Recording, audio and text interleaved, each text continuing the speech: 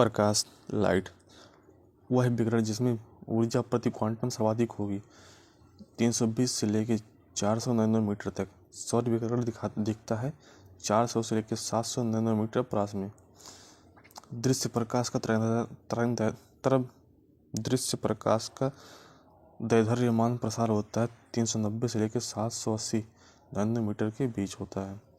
मानव आँख दृश्य प्रकाश के जिस तरंग दैर्घ्य के लिए सर्वाधिक सुग्राही होती है वह है 5500 डिग्री एंगस्ट्रॉम। प्रकाश विकिरणों की प्रकृति होती है तरंग और कण दोनों के समान होती है। प्रकाश विकिरणों की प्रकृति। प्रकाश सीधी रेखा में चलता प्रतीत होता है क्योंकि प्रकाश का तरंग दैर्घ्य बहुत छोटा होता है। सत्य कथन है प्रकाश का वेग अधिक होता है।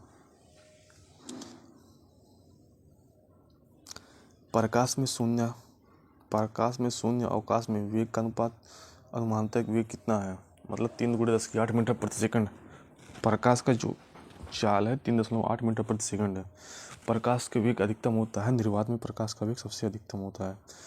प्रकाश की गति न्यूनतम किसमें होगी? कांच के बीच जाते हुए प्रकाश की गति सबसे न्यूनतम होती है। सूर्य के प्रकाश को धरती की सतह पर पहुंचने में लगने वाला समय कितना है? लगभग 8.5 मिनट है।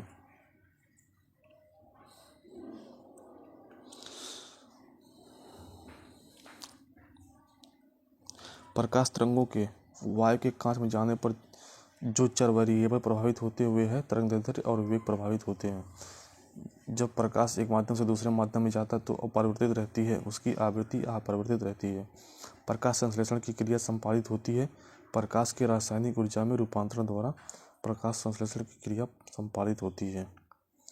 प्रकाश सजावट और विज्ञापन के लिए विसर्जित नलिकाओं में प्रयुक्त होने वाली गैस कौन सी है? नियॉन गैस है जो प्रयुक्त होती है। साबुन के पतले झाग में चमकदार रंगों का बनना परिणाम है बहुलित परावर्तन और व्यतिकरण का है। पूर्ण आंतरिक परावर्तन होता है जब प्रकाश जाता है हीरे से कांच में जब जाता है तो पूर्ण आंतरिक परावर्तन होता है। प्रकाश तंतु ऑप्टिकल फाइबर जिस सिद्धांत पर कार्य करता है वह है पूर्ण आंतरिक परावर्तन के सिद्धांत पर ऑप्टिकल फाइबर कार्य करता है। परिघटना जिसका उपयोग ऑप्टिकल फाइबर में किया जाता है वह क्या है? पूर्ण आंतरिक परावर्तन का प्रयोग ऑप्टिकल फाइबर में किया जाता है। तंतु प्रकाश के संचार में संकेत प्रवाहित होता है प्रकाश तरंग के रूप में प्रभावित होता है। निम्नलिखित कथनों पर विचार कीजिए। पहला, तंतु प्रकाश की पूर्ण आंतरिक परावर्तन सिद्धांत पर आधारित है, ये सही है। दूसरा, प्रकाश की तंतु संचार तंत्र में ऊर्जा उपभोग अधिकतम कम होता है, ये भी सही है। तीसरा, प्रकाशिक तंतु संचार रेडियो आवृत्ति अवरोध से मुक्त है, ये गलत है, ये भी सही है। चौथा, भारत में प्रकाशित तंत्र के निर्माण में रिलायंस समूह उन्नत है। इसमें से कथन कौन सही है? पहला, दूसरा और तीसरा सही है। पहला क्या है? प्रकाशित तंतु प्रकाश की पूर्ण आंतरिक परावर्तन सिद्धांत पर आधारित है, ये सही है। दूसरा, प्रकाश की तंत्र संचार तंत्र में ऊर्जा उपभोग अधिकतम कम होता है, ये भी सही है। तीसरा, प्रकाश की तंत्र संचार रेडियो आवृत्ति अवरोध से मुक्त है, ये भी सही है क्योंकि यह पूर्ण आंतरिक परावर्तन पर आधारित है। प्रकाश तंतु ऑप्टिकल फाइबर। मरीजों के पेट के अंदर का परीक्षण करते हेतु डॉक्टरों का प्रयुक्त एंडोस्कोप कार्य करता है। प्रकाश के सकल आंतरिक परावर्तन के सिद्धांत पर कार्य करता है। मृग मरीचिका का कारण क्या है? प्रकाश का पूर्ण आंतरिक परावर्तन मृग मरीचिका का कारण है। मृग तीसरा उदाहरण है पूर्ण आंतरिक परावर्तन का। निम्नलिखित कथनों पर विचार कीजिए। निम्नलिखित कथनों पर विचार कीजिए। पहला, स्थलीय तापन। दूसरा, प्रकाश परावर्तन। तीसरा क्या है? प्रकाश अपवर्तन। चौथा, प्रकाश विवर्तन। वह निम्न में से वह तत्व जिसके कारण मरीचिका बनती है, इसमें से स्थलीय तापन से बनती है और प्रकाश के अपवर्तन से बनती है मरीचिका। एक कटा हुआ हीरा जगमगाता है क्योंकि उसके अंदर पूर्ण आंतरिक परावर्तन होता है। पूर्ण आंतरिक परावर्तन के कारण एक कटा हुआ हीरा जगमगाता रहता है। उचित रीति से कटे हीरे को असामान्य नमक का आधारभूत कारण है कि उसका अति उच्च आवर्तन सूचकांक होता है। कथन और कारण। कथन है, हीरा अपने ही आकार के अनुग्राही कांच से अधिक झिलमिलाता रहता है। कारण, हीरे का अपवर्तनांक कांच के अपवर्तनांक से कम होता है, ये सही है परंतु यार गलत है क्योंकि हीरे में पूर्ण आंतरिक परावर्तन होता है।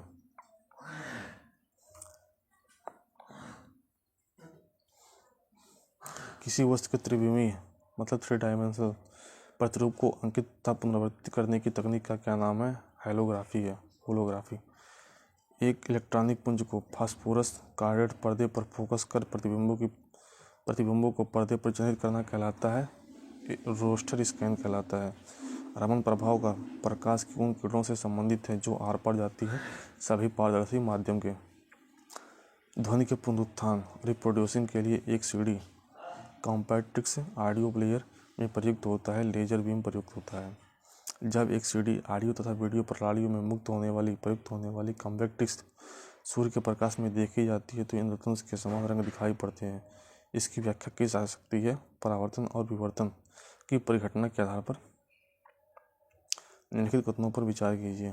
पहला, दीर्घ तरंगदैर्घ्य वाले प्रकाश का परिकीर्णन लघु तरंगदैर्घ्य वाले प्रकाश से कहीं अधिक होता है। दूसरा, जल में दृश्य प्रकाश की गति निर्वात की गति का 0.95 गुना होती है। तीसरा, रेडियो तरंगे द्रुतगामी दोलायाम वैद्युत धाराओं से उत्पन्न होती है। चौथा, अतिचालन वाहनों का पता लगाने के लिए पुलिस डॉपलर के परावर्तित लघु रेडियो तरंग प्रभाव का प्रयोग करती है। निम्नलिखित में से कौन सा सही है? इसमें से तीसरा और चौथा सही है। रेडियो तरंगे द्रुतगामी दोलायाम वैद्युत धाराओं से उत्पन्न होती है। चौथा, अति चालन वाहनों का पता लगाने के लिए पुलिस डॉपलर के परावर्तित लघु रेडियो तरंग प्रभावों का प्रयोग करती है। ये दोनों सही है। कथन और कारण। कथन ए, एक चलचित्र में पूरी फिल्म के बाद एक सिरे से दूसरे सिरे को समांतर 24 फ्रेम प्रति सेकंड प्रक्षेपित किए जाते हैं। आर कथन कारण क्या? कारण आर, आँख की रेटिना पर निर्मित प्रतिबिंब उद्दीपन हटने के लिए 0.1 सेकंड का समय रहता है। ये सही है परंतु आर गलत है। दूरदर्शन के संकेत एक निश्चित दूरी के बाद नहीं मिल सकते क्योंकि पृथ्वी की सतह वक्राकार है। दूरदर्शन प्रसारण में स्रावित संकेतों का प्रेषण करने के लिए उपयुक्त तकनीक क्या है? आवृत्ति मॉड्यूलन है तकनीकी।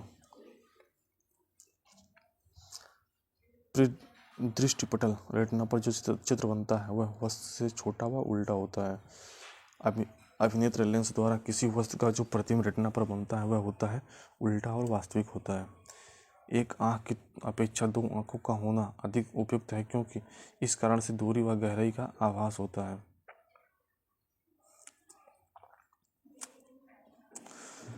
पूरे सूर्य ग्रहण के दौरान सूर्य को सीधे देखने से आँख में अपरिवर्तनीयता क्षति होती है। इसका कारण क्या होता है? अल्ट्रावायलेट प्रकाश किसी तारे का रंग दर्शाता है, उसका ताप दिखाता है। वायुमंडल में प्रकाश के विसरण का कारण क्या है? धूलकण। निम्नलिखित कथनों पर विचार कीजिए। पहला, यदि मजेंडा रक्ताभ नील लोहित और पीले रंग के दो वृत्त एक दूसरे को काटते हो तो परिच्छेदित क्षेत्र का रंग लाल होगा। दूसरा, यदि सायन मतलब हरिताभ नीला और मजेंडा रंग के दो वृत्त एक दूसरे को काटते तो प्रतिच्छेदन क्षेत्र का रंग नीला होगा। निम्नलिखित में से कौन सा सही है? पहला और दूसरा दोनों सही है। प्रकाश का रंग निर्धारित होता है इसके तरंगदैर्घ्य से। प्रकाश का रंग निर्धारित होता है। सबसे लंबा तरंगदैर्घ्य है लाल रंग का तरंगदैर्घ्य सबसे ज़्यादा होता है। सबसे कम वेवलेंथ तरंगदैर्घ्य वाला प्रकाश तंत्र होता है बैगनी। आप पिनाला से याद कर सकते हैं या भी कई और से याद कर सकते हैं। दृश्य वर्णक्रम में सबसे कम तरंगदैर्घ्य वाला रंग कौन सा है? बैगनी का तरंगदैर्घ्य सबसे कम होता है। नीला प्रकाश, हरा प्रकाश, लाल प्रकाश तथा पीला प्रकाश में से उच्चतम ऊर्जा किसकी होगी? नीला प्रकाश की उच्चतम ऊर्जा होगी। कथन और कारण। कथन ए, प्रकाश के दृश्य वर्णक्रम में लाल प्रकाश हरे प्रकाश की अपेक्षा अधिक ऊर्जास्वी होता है। कारण आर, लाल प्रकाश का तरंगदैर्घ्य हरे प्रकाश के तरंगदैर्घ्य से अधिक होता है। ये गलत है परंतु आर सही है। हमें वास्तविक सूर्योदय से कुछ मिनट पूर्व ही सूर्य दिखाई देने का कारण क्या है? प्रकाश का अपवर्तन। क्षितिज के समीप सूर्य एवं चंद्रमा की दीर्घ वृत्ताकार दिखाई होने का कारण क्या है? अपवर्तन।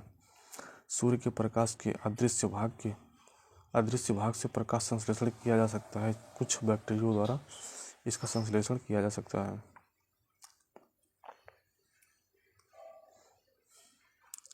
ट्रैफिक पुलिस में लाल रंग प्रयुक्त होता है क्योंकि इसकी इन तरंगों की दैर्ध्य मतलब लंबाई सर्वाधिक होती है। कथन एक कारण आर। कथन एक खतरे का सिग्नल लाल रंग का बनाया जाता है। लाल रंग तक प्रकीर्णन सबसे कम होता है। ए आर दोनों सही है और आर ए की सही व्याख्या करता है। आकाश नीला दिखाई पड़ता है क्योंकि नीले रंग का प्रकीर्णन सबसे अधिक होता है, इसलिए आकाश नीला रंग का दिखाई देता है। आकाश नीला लगता है क्योंकि लघु तरंग दीर्घ तरंगों की अपेक्षा वायुमंडल का द्वारा अधिक प्रकीर्ण होती है। खतरे के संकेतों के लिए लाल रंग का प्रयोग किया जाता है क्योंकि इसका प्रकीर्णन सबसे कम होता है। आकाश का नीला रंग होता है। प्रकाश के प्रकीर्णन के कारण आकाश का रंग नीला होता है। निम्नलिखित कथनों पर विचार कीजिए। पहला, आकाश के नीले दिखने का कारण है प्रकाश का कम प्रकीर्णन। दूसरा, इंद्रधनुष के 7 रंगों का कारण है प्रकाश का प्रकीर्णन। तीसरा, सूर्योदय के समय सूर्य लाल दिखने का कारण है प्रकाश का प्रकीर्णन। निम्नलिखित कथनों में से पहला और तीसरा सही है, जबकि दूसरा गलत है। पहला तीसरा सही है। पहला, आकाश के नीला दिखने का कारण है प्रकाश का कम प्रकीर्णन। तीसरा है, सूर्योदय के समय सूर्य का लाल दिखने का कारण है प्रकाश का प्रकीर्णन। सूर्यास्त और सूर्योदय के समय सूर्य के लाल रंग का प्रतीत होने का कारण क्या है? प्रकाश का प्रकीर्णन। अंतरिक्ष यात्री को आकाश का रंग दिखाई देता है, काला दिखाई देता है। जब अधिक ऊंचाई पर वायुयान से आकाश को देखते हैं तो वह दिखाई देता है काला। समुद्र नीला प्रतीत होता है क्योंकि आकाश के परावर्तन तथा जल के कणों द्वारा प्रकाश के प्रकीर्णन के कारण समुद्र नीला दिखाई देता है। प्रसारी विश्व की संकल्पना आधारित है डापलर प्रभाव पर। मान लीजिए पृथ्वी की पश्चिमगामी से हो रहे एक रॉकेट यान की चाल पृथ्वी की वेग का 2/10 है। रॉकेट यान में स्थित यात्रियों को जो प्रकाश नीला दिखाई दे रहा वह पृथ्वी पर स्थित प्रक्षेपकों को दिखाई देगा, पीले रंग का दिखाई देगा। कार में पीछे के यातायात को दृश्यावलोकन करने के लिए प्रयुक्त होता है उत्तल दर्पण का। वाहनों में पृष्ठ दृष्टि दर्पण के रूप में प्रयोग में लाया जाता है उत्तल दर्पण को। दाढ़ी बनाने के लिए काम में लेते हैं अवतल दर्पण को। धूप से बचने के लिए छाते में रंग संयोजन सबसे उचित है, वह है ऊपर उजला नीचे काला। खगोलीय दूरदर्शी से बना प्रतिबिंब होता है काल्पनिक और बड़ा होता है।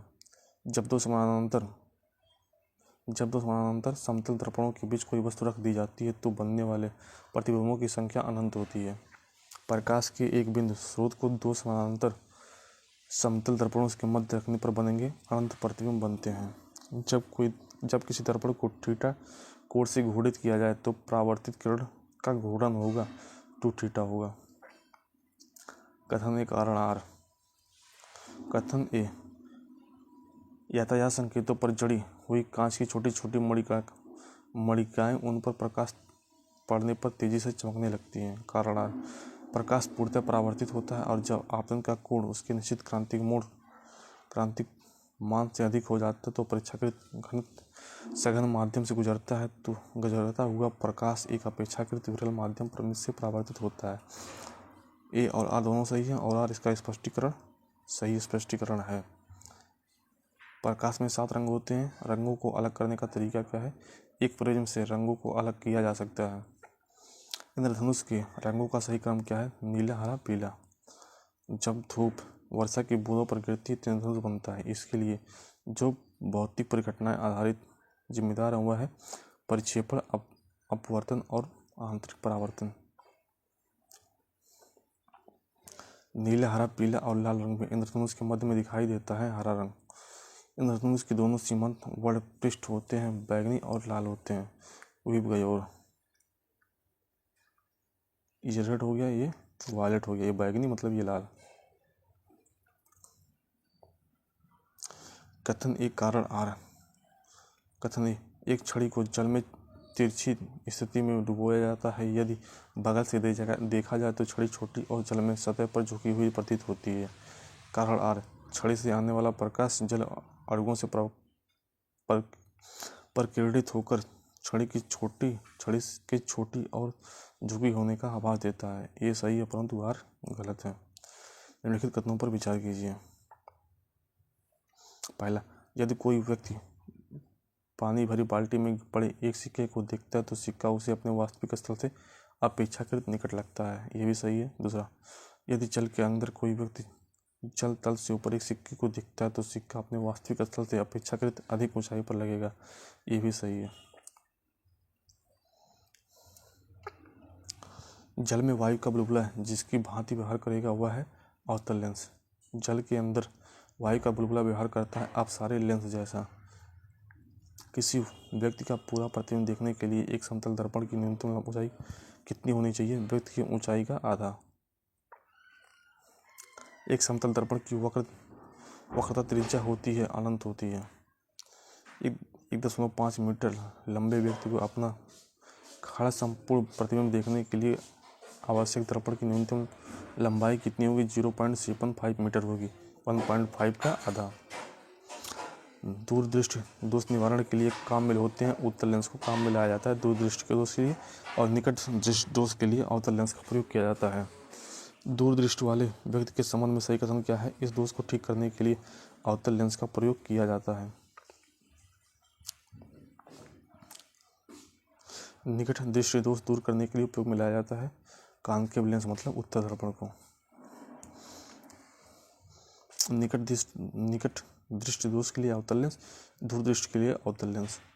दूरदृष्टि के लिए उत्तल लेंस और निकट दृष्टि दोष के लिए अवतल लेंस। निकट दृष्टि दोष को ठीक किया जाता है अवतल लेंस प्रयोग करके। निकट दृष्टि दोष की रोग मुक्ति होती है अवतल लेंस द्वारा। निकट दृष्टि दोष को ठीक किया जाता है।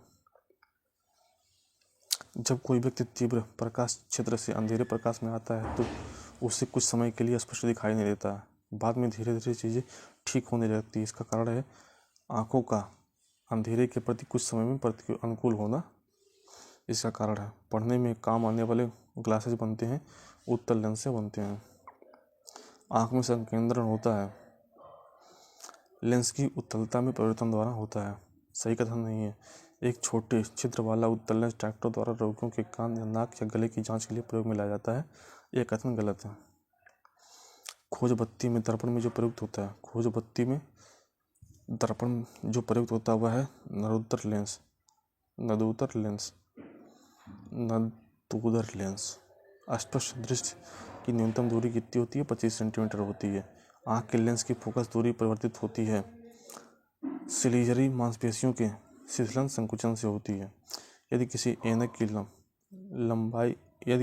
के लेंस की पावर 2 डायोप्टर है तो उसकी फोकस दूरी होती है 50 सेंटीमीटर। 1/d मतलब 1/2, मतलब ये मीटर होता है, ત્યાં बदलेंगे सेंटीमीटर हो जाएगा। धूप के चश्मे की पावर होती है 0 डायोप्टर होती है धूप के चश्मे की पावर। कमरे का द्वारक और कपाट गति का जो संयोग अधिकतम उद्भासन होने देता हुआ है F 22 या 1/60। आँख के रेटिना का परंपरागत कैमरा के जिस भाग से तुलना की जा सकती है वह है फिल्म। मनुष्य की आँख में किसी वस्तु का प्रतिबिंब जिस भाग पर बनता है वह है दृष्टिपटल।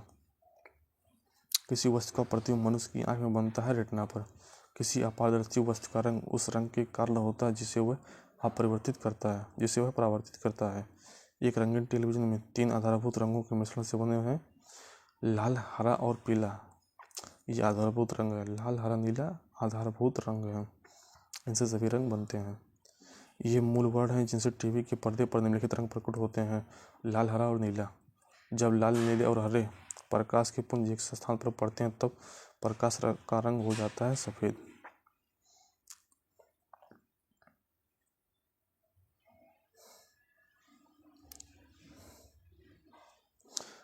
काला, पीला, लाल और नीला में तो प्राथमिक रंग नहीं है। काला, पीला, लाल और नीला ये प्राथमिक रंग है। तीन मूल रंग है नीला, हरा और लाल। सूर्य के प्रकाश में रंगों की संख्या कितनी है? 7 विबगयोर।